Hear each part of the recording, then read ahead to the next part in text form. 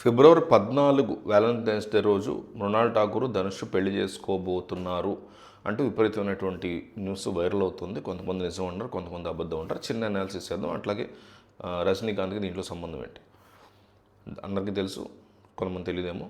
ధనుష్ రజనీకాంత్ యొక్క అల్లుడు, రజనీకాంత్ యొక్క కూతురు ఐశ్వర్య రజనీకాంత్ యొక్క భర్త ధనుష్. వాళ్ళు విడిపోయి కూడా కొంతకాలం అయింది. వాళ్ళిద్దరూ విడాకులకు అప్లై చేశారు. ఆ తర్వాత కోర్టు విడాకులు ఇచ్చేసింది. వాళ్ళిద్దరూ విడివిడిగా ఉంటున్నారు. ఇప్పుడు అసలు ఇండస్ట్రీకి ఎంటర్ అయిందే ధనుష్ కొన్ని చోట్ల రజనీకాంత్ అల్లుడుగానే ఫస్ట్లో గుర్తింపు వచ్చింది అతను.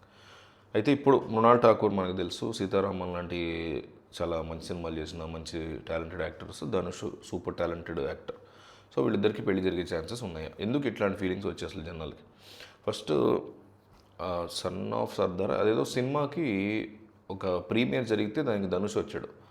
మృణాల్ ఠాకూర్ అనుకోండి హీరోయిన్ దాంట్లో వచ్చాడు.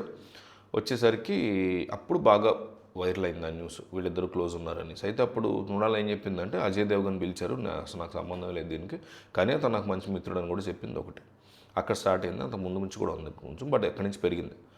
సెకండ్ ఏంటంటే మృణాల్ ఠాకూర్ ఇన్స్టాగ్రామ్లో ధనుష్ యొక్క సిస్టర్స్ని ఫాలో అవుతుంటుంది. ధనుష్ యొక్క చెల్లెళ్ళని అక్కలు ఉంటారు, ఇద్దరు అక్కలు చెల్లెళ్ళు, అక్క చెల్లెలు ఉన్నారు ధనుష్కి. వాళ్ళని మృణాల్ ఠాకూర్ ఫాలో అవుతుంది ఇన్స్టాలో. దాన్ని ఒకటి పట్టుకున్నారు మనవాళ్ళు.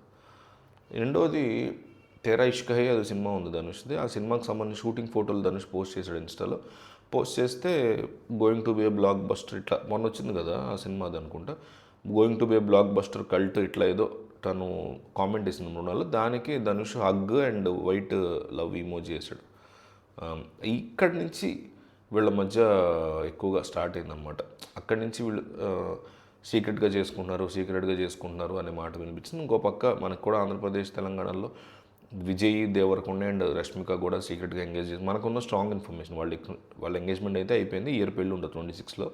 అట్లాగే వీళ్ళు కూడా ఎంగేజ్మెంట్ అయింది, పెళ్ళి ఉంటుంది ఇయర్లో అనేటువంటి న్యూస్ అయితే వస్తుంది. దీని మీద రజనీకాంత్ చాలా సీరియస్గా రియాక్ట్ అవుతాడు అంటే ఇంకొంతమంది పుకార్లు స్టార్ట్ చేశారు. వీళ్ళ పెళ్ళిని నేను పుకారంట్లా, ఉండే ఛాన్సెస్ అయితే ఉన్నాయి, మనకేం ఇన్ఫో అయితే లేదు, ఉండకపోవచ్చు.